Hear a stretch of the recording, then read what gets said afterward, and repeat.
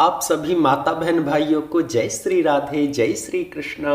आज हम कार्तिक महात्म्य के 29वें अध्याय को सुनेंगे।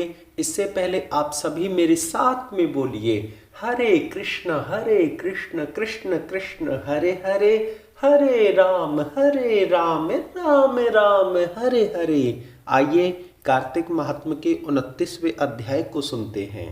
राजा पृथु ने नारद जी से कहा, हे मुनिश्रेष्ठ, आपने कलहा द्वारा मुक्ति पाए जाने का वृतांत मुझसे कहा, जिसे मैंने ध्यानपूर्वक सुना। लेकिन आपने ये भी कहा कि ये मुक्ति उन दो नदियों के प्रभाव से हुई है। कृपया आप इन दोनों नदियों का महात्म्य बताने की कृपा करें। नारद जी बोले, हे राजन, कृष्णा नदी साक्षात भगवान विष्णु का शरीर और वेणी नदी भगवान शंकर का शरीर है। इन दोनों नदियों के संगम का महात्म्य श्री ब्रह्मा जी भी वर्णन करने में समर्थ नहीं है। फिर भी क्योंकि आपने पूछा है, इसलिए आपको केवल इनकी उत्पत्ति का वृतांत सुनाता हूँ। ध्यान पूर्वक सुनो। चाक्षुषी मनवंतर के आरंभ में ब्रह्मा जी ने सह्य पर्वत के शिखर पर यज्ञ करने का निश्चय किया। श्री ब्रह्मा जी, भगवान विष्णु जी, भगवान शंकर तथा समस्त देवताओं सहित यज्ञ की सामग्री लेकर उस पर्वत के शिखर पर गए।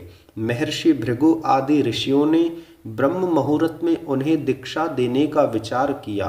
तत्पश्चात भगवान विष्णु ने ब्रह्मा जी की भार्या त्वरा को बुलाया। वह बड़ी धीमी गति से आ रही थी। इसी बीच में भृगु जी ने भगवान विष्णु से पूछा, हे प्रभु, आपने त्वरा को शीघ्रता से बुलाया था, वह क्यों नहीं आई? ब्रह्म मुहूर्त निकला जा रहा है। इस पर भगवान विष्णु बोले, यदि त्वरा यथा समय यहाँ नहीं आती है तो आप वेद मंत्र रूपी गायत्री को ही स्त्री मानकर केवल दीक्षा विधान कर दीजिएगा और यज्ञ त्वरा के ही द्वारा होगा। क्या गायत्री पुण्य कर्म में ब्रह्मा जी की स्त्री नहीं हो सकती? हे राजन, भगवान विष्णु जी की इस बात का समर्थन भगवान शंकर जी और समस्त देवताओं ने भी किया। यह बात सुनकर भृगु जी ने गायत्री जी को ही ब्रह्मा जी की दाईं ओर बैठाकर दीक्षा विधान आरंभ कर दिया। जिस समय ऋषि मंडल गायत्री को दीक्षा देने लगा, उसी समय त्वरा भी यज्ञ मंडप में आ पहुंची। ब्रह्मा जी के दाईं ओर गायत्री को बैठा देखकर ईर्षा से कुपित होकर त्वरा बोली, जहां अपूज्यों की पूजा और पूज्यों की अप्रतिष्ठा होती है, वहां पर दुर्भिक्ष, मृत्यु तथा भय तीनों अवश्य हुआ करते हैं। यह गायत्री ब्रह्मा जी की दाईं और मेरे स्थान पर विराजमान हुई है, इसलिए यह अदृश्य बहने वाली नदी होगी। आप सभी देवताओं ने बिना विचारे इसे मेरे स्थान पर बैठाया है, इसलिए आप सभी जड़ रूप नदियां होंगे।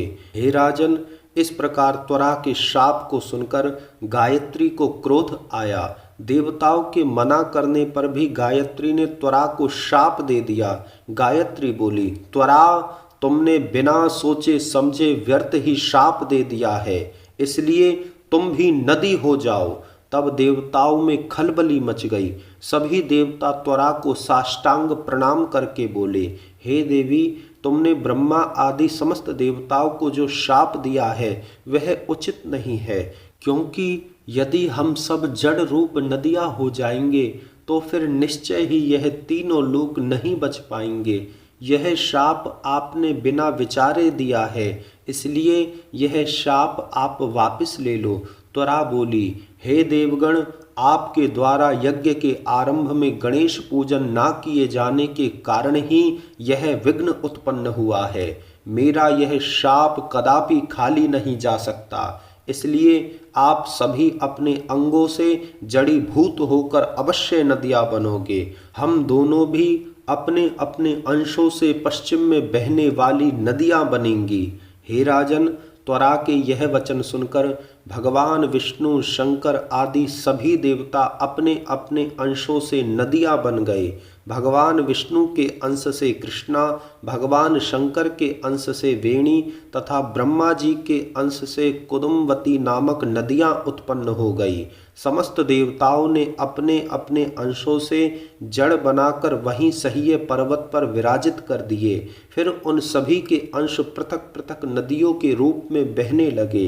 देवताओं के अंशों से सहस्त्रों की संख्या में पश्चिम की ओर बहने वाली नदियां उत्पन्न हो गई।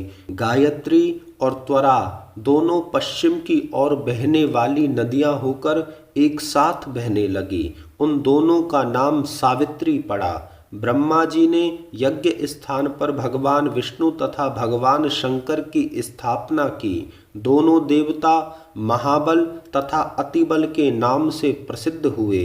हे राजन, कृष्णा और वेणी नदी की उत्पत्ति का यह वर्णन जो भी मनुष्य सुनाएगा या सुनेगा, उसे नदियों के दर्शन और स्नान का फल प्राप्त होगा।